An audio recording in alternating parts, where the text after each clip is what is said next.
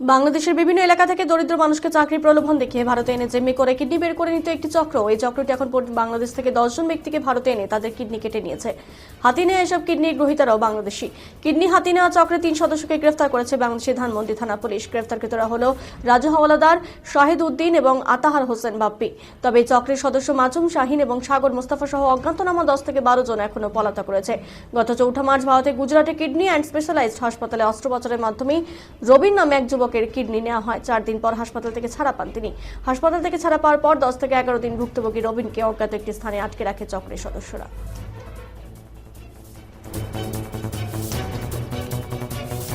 প্রিয় সাংবাদিক বৃন্দ, আসসালামু আলাইকুম, good afternoon. Dhaka metropolitan police সম্মানিত নগরবাসীর জনশৃঙ্খলা ও নিরাপত্তা দিতে প্রতিশ্রুতিবদ্ধ। আমরা বিভিন্ন সময়ে আপনাদের সাথে বিভিন্ন বিষয়ে কথা বলে থাকি, যে বিষয়গুলো সর্বসাধারণের, সম্মানিত মহানগরবাসীর সকলের জানা প্রয়োজন এবং আপনারাও সেই নিউজগুলো প্রত্যাশা করে থাকেন। সে ধরনের কিছু তথ্য আপনাদের সাথে আমরা শেয়ার করে থাকি। আজকেও সেরকম একটি অত্যন্ত গুরুত্বপূর্ণ বিষয় আমরা মনে করি, যে একটি অপরাধের যে কার্যক্রম অপরাধীর, সেটি আমাদের কাছে স্পষ্ট হয়েছে। আপনাদেরকে সেই বিষয়ে আমরা অবগত করার চেষ্টা করব।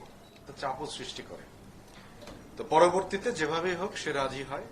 রাজি হওয়ার পরে তাকে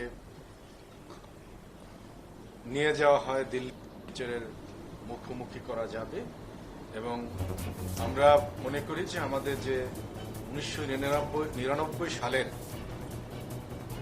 মানব দেহের অঙ্গ প্রত্যঙ্গ সংযোজন আইন যেটি রয়েছে, সেই আইনের যে অপরাধ, সে অপরাধ যাতে কেউ সংগঠিত করতে না পারে, যেন আমাদের প্রান্তিক মানুষদের কেউ ফুসলিয়ে বা ভুলিয়ে ভালিয়ে কোনোভাবে তারা অঙ্গহানি করতে না পারে, সেই বিষয়ে সকলে যেন সজাগ থাকে।